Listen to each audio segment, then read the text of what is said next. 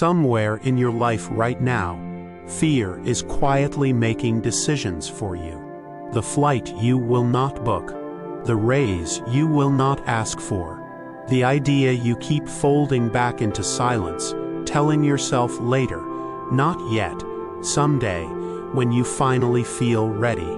That day never seems to arrive on its own. You have tried to calm down. You have tried to think positive.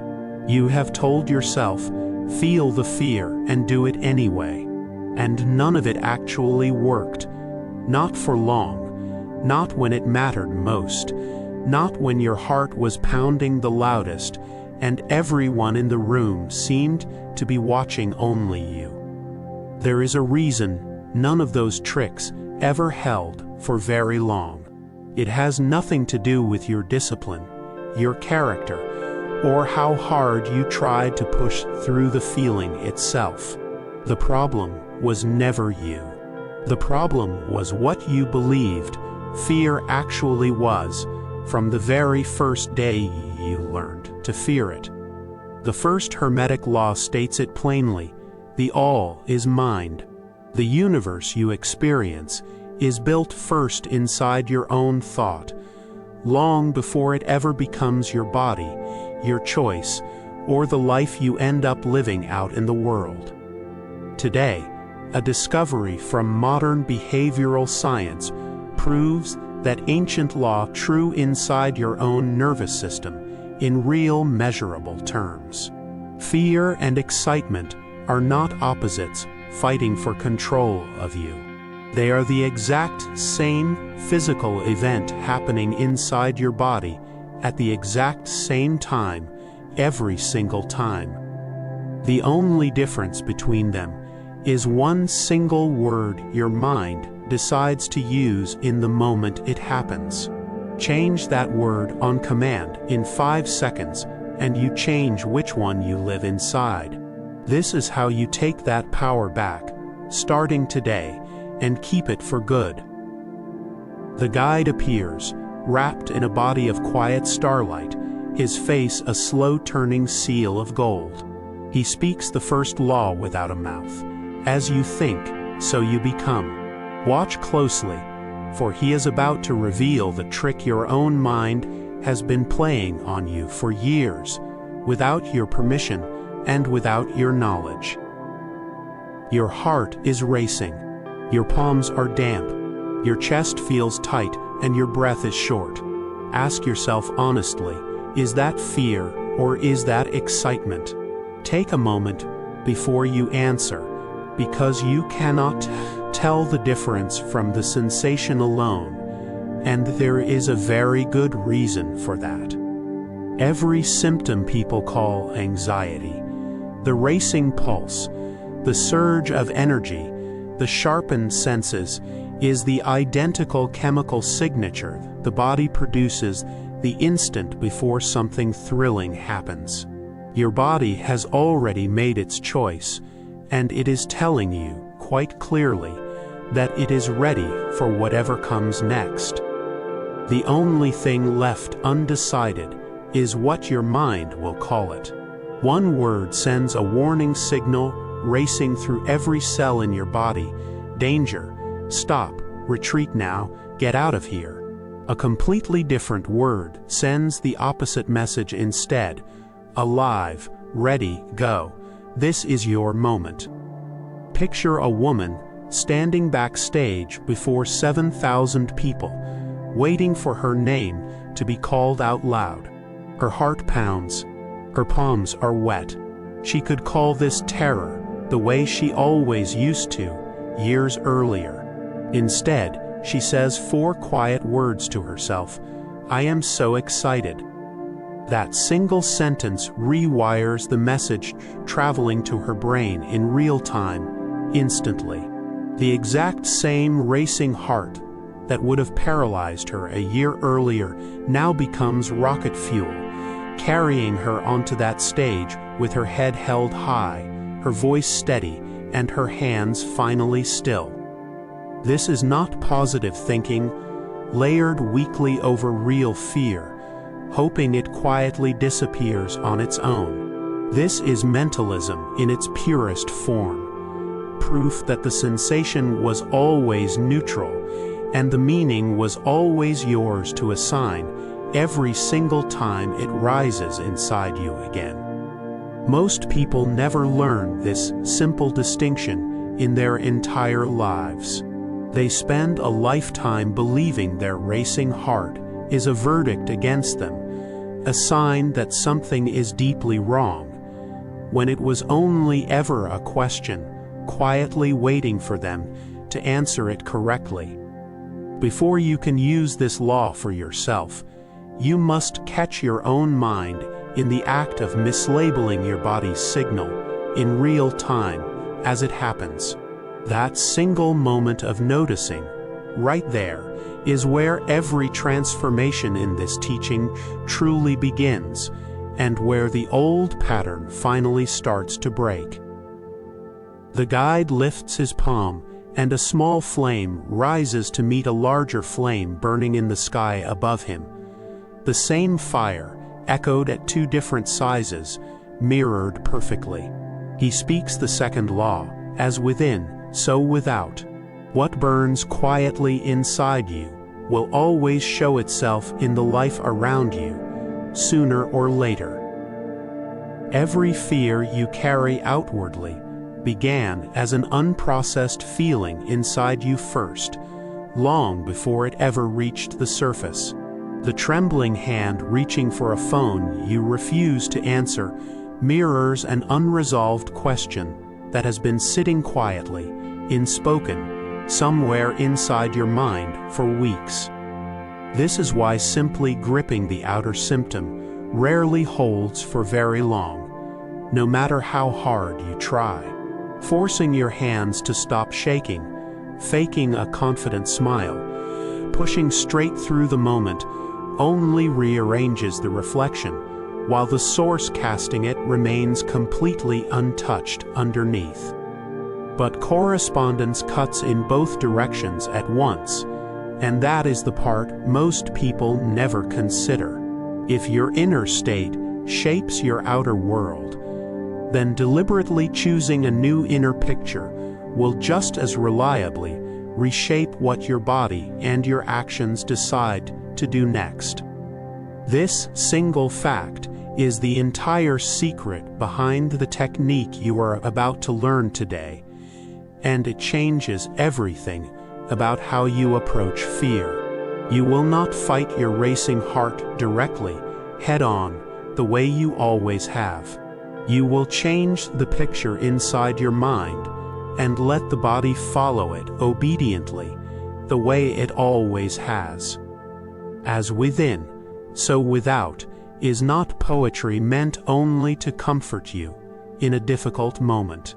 It is a working mechanism, tested and repeatable, and once you understand it as a mechanism, you can operate it on command in any elevator, any stage, any doorway you have been quietly avoiding for years.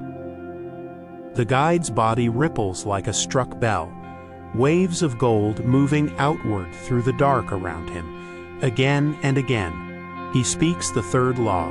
Nothing rests, everything vibrates without exception, everywhere, always. Even your fear is only motion, and motion, unlike stillness, can always be redirected somewhere new. Your agitated body is not broken, and it is not betraying you in this moment. It is simply vibrating at a higher rate, heart accelerated, breath shortened, senses sharpened, every system inside you raised into a state of readiness for something that genuinely matters to you. The mistake almost everyone makes is trying to force that high vibration straight down into stillness in an instant. Calm down, they tell themselves sternly again and again. Just relax right now, they insist. But a body already at full charge cannot obey a command like that instantly, no matter how firmly or how often it is given. Picture trying to stop a speeding train by rolling a single boulder onto the tracks just ahead of it. The train does not gently slow to a peaceful stop. It derails completely, violently, all at once. Forcing agitation into sudden calm creates the exact same wreck happening quietly inside you every single time. Science now confirms what the ancients already understood long ago without any instruments at all. Suppressing a high vibration only intensifies it further over time. The feeling you refuse to acknowledge does not vanish on its own. It compounds silently in the background, waiting for the next moment to erupt even louder. The law of vibration does not ask you to lower your energy or shrink yourself smaller to feel safe again. It asks you to redirect that energy instead, to keep the exact same charge running through you, and simply point it toward a different, more useful destination entirely. This is why willpower alone so often fails at the very moment fear strikes hardest, when you need it most. Willpower tries to fight vibration head-on with brute force alone. Redirection works with it instead, the way a sail works with the wind, rather than straining stubbornly against it. Once you accept that the charge already running through your body was never your enemy, only your unrefined fuel, waiting patiently to be aimed somewhere useful, you are finally ready to learn exactly where the guide sends it next. The guide splits into two mirrored halves of the same golden light, one leaning toward shadow, one leaning toward brilliance, both drawn from a single unbroken flame between them. He speaks the fourth law: everything has its pair of opposites, and both are made of the very same substance underneath. Fear and excitement are not two different forces competing for control inside you, pulling in opposite directions. They are two poles of one identical energy, separated only by the direction your mind chooses to point them in any given moment of your day. This means the racing heart you dread before a difficult conversation is made of the exact same material as the racing heart you love before opening a gift, boarding a flight to somewhere you have dreamed of for years, or holding the hand of someone you love for the very first time. Mastery was never about eliminating one pole and permanently keeping the other, safe and comfortable forever, untouched by the other side. That is not possible, and the ancients never once taught it that way. Mastery is the practiced art of sliding your experience along that same pole, on command, whenever you choose. You do not need less charge running through your body to feel calm and capable again in difficult moments. You need a faster, more deliberate way to slide that charge from one end of the pole to the other, before your old habits quietly decide the direction for you instead. The guide begins to move in a slow, exact, repeating pattern, 5 points of light collapsing inward, one by one, toward his golden seal at the center. He speaks the fifth law: everything flows out and in, and what flows can be practiced deliberately until it becomes instinct, second nature, automatic. Here is the practiced rhythm the guide is showing you today, in full. The moment fear rises inside you, count backward, out loud if you can manage it, 5, 4, 3, 2, 1. This single motion interrupts the spiral before it ever gathers real speed and takes you somewhere you do not want to go. That countdown is not a simple distraction, meant only to pass the time until the feeling fades on its own. It is a deliberate command that pulls your rational mind back online, the very same part of your brain that panic temporarily pushes offline the instant real fear takes hold of you. Before you ever need it, choose one image in advance, calmly, with a clear head, a memory, a face, a place that fills you with genuine warmth and that connects naturally to whatever situation you are about to face. This chosen image becomes your anchor thought, ready whenever you need it. The moment you finish counting 5, 4, 3, 2, 1, immediately place that anchor thought fully in your mind without hesitation. Not vaguely, not half-heartedly, but completely. The colors, the warmth, the people standing there beside you in that exact memory. Your brain, still flooded with the very same racing heart and the very same surge of energy as a moment ago, now receives an entirely new explanation for why it feels this way. It concludes, quite reasonably, based on the evidence you just gave it, that it must actually be excited. This is the complete, rhythmic practice in full, start to finish. Interrupt, then redirect, then repeat it every single time fear rises inside you, until the pattern becomes so familiar that your body starts reaching for it before your mind even has to ask.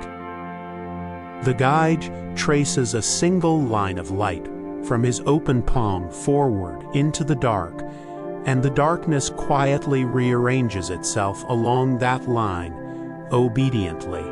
He speaks the sixth law: every effect has its cause, nothing happens by chance, not even the calm you are about to feel in a few moments. The countdown you just learned is not a superstition borrowed loosely from folklore or tradition. It has a direct, traceable mechanism inside your own skull. The same mechanism researchers can watch light up clearly on a brain scan while it happens in real time under laboratory conditions. Counting backward forces your prefrontal cortex, the deliberate, reasoning part of your mind, back into command of the situation. It interrupts the older, faster region that had already been driving you straight toward panic before you even noticed it happening in the first place. Once that reasoning center is back online and steady again, the anchor thought you chose in advance finally has somewhere stable to land, instead of dissolving quietly into the noise of a mind that is still running from something unnamed and undefined. This is why the technique so often produces a felt shift within seconds, not weeks of patient practice like so many other methods. Cause and effect does not require faith or belief to work correctly. It requires only that you apply the cause in the correct order every single time you need it. People who practice this rhythm consistently report the exact same result over time across very different situations. The fear does not vanish entirely from their lives forever, but its grip loosens a little more, cause by cause, every single time they choose to use it. The guide's formed divides once more, one half rising in a decisive forward motion, the other settling into open, receiving stillness, both necessary, both drawn from the very same golden source between them. He speaks the seventh law. Gender is in everything, and creation requires both principles to act as one together. The countdown itself, 5, 4, 3, 2, 1, is the masculine principle set into motion, decisive, assertive, interrupting the spiral with force and precision the instant fear rises inside you, refusing to wait politely for permission to act. The anchor thought that follows immediately after is the feminine principle at work, receptive, warm, holding a picture of belonging until your nervous system settles gently around it, without force, without struggle, without needing to fight anything at all in that moment. Use the masculine alone, and you only interrupt the fear without ever redirecting it anywhere useful.